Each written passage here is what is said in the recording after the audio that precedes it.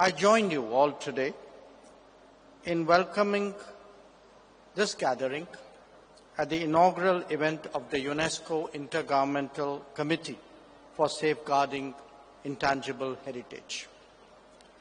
It is fitting that you are assembled in India, which has so much to contribute to the world in regard to such heritage.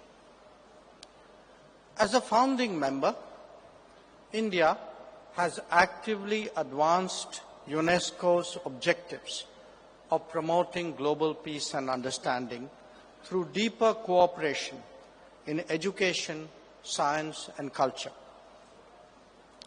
In each of these domains, humankind has benefited from the legacy of its forebears.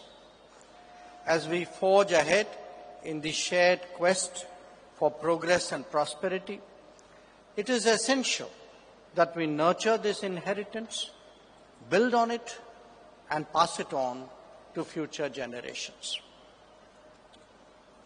UNESCO's role in heritage preservation is particularly important and one that has been long recognized by India. We have contributed to its endeavors while drawing strength from its best practices. Besides being home to many UNESCO World Heritage Sites, India has itself undertaken many preservation and conservation projects across the world. A key dimension of that engagement is preservation of intangible heritage. In doing so, we acknowledge that traditions, languages, rituals, music, craftsmanship, festivals, and performing arts are invaluable aspects of human inheritance. In many ways, they are the most democratic expression of culture, owned by all, guarded by many, and enriched by each generation. Our ambassador to UNESCO has spoken about our commitment to the 2003 Convention on Safeguarding of Intangible Cultural Heritage. With multiple elements on the representative list, we are celebrating our weavers, storytellers, healers, dancers, and artisans, whose lives are the actual repositories of human continuity. The addition of the Bhagavad Gita and Bharat Muni's Natya Shastra to the UNESCO memory of the World International Register is truly notable. That Lucknow has recently joined Hyderabad as a UNESCO Creative City of Gastronomy has also been widely appreciated in this country. Each recognition of intangible heritage has ripples well beyond the immediate decision. Your work, I want to tell you, your work not only evokes cultural pride and strengthens tradition, but impacts lives and livelihoods as well. Delegates, colleagues, friends, the world is a fundamentally pluralistic landscape, a landscape whose richness lies in its diversity and its intricacy. Far from being flat, it has a vast range of specificities and characteristics. It has creativity that are central to its identity, pride, and history. What humankind has generated over the centuries will only be fully appreciated when that heritage is carefully nurtured. Challenges in that regard arise when efforts are made to dominate, to sideline, to dismiss, or even to erode. In the intangible domain, that can take the form of cultural assertions which fly in the face of mutual respect and mutual appreciation.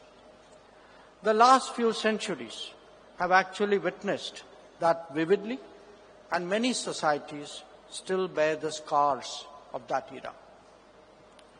But as decolonization took place and the world began returning to its natural diversity, political and economic rebalancing started to unfold. Voices across geographies that were suppressed found expression again. But that process will remain incomplete until there is also cultural rebalancing. This means the safeguarding and even revival of intangible heritage at home while simultaneously promoting awareness and respect internationally. The Global South, understandably, deserves special attention in this context. As a civilizational state itself, India is particularly sensitive to such concerns. Our own efforts in that regard have intensified over the last decade. There is a much deeper commitment to the observance of traditions, to celebrations of festivals, to expressions of faith and beliefs, and to support for arts and craftsmanship. We can see this from the mammoth gatherings at the Kumbh Mela and the vividness of Durga Puja to the promotion of one district, one product, or for that matter, the encouragement extended to the Vishwakarma artisans. Or indeed, when technology is applied for cultural purposes, underlining that tradition and technology march hand in hand. It is evident as well when our heritage travels out to other nations and other societies, and when conservation projects are undertaken, as in our case, in the extended neighborhood. As a foreign minister, I am truly proud that our diplomatic efforts have a notable place for tangible and intangible heritage protection and conservation as part of our diplomacy. Friends, the world is indeed becoming more multipolar, which makes a compelling case for deeper multilateralism. Collectively, we can only prosper through mutual respect and mutual understanding, and when we think of the world as a family. The UNESCO, which is at the forefront of multilateralism, makes an invaluable contribution in that regard, and its commitment to safeguard intangible heritage is an important facet of that.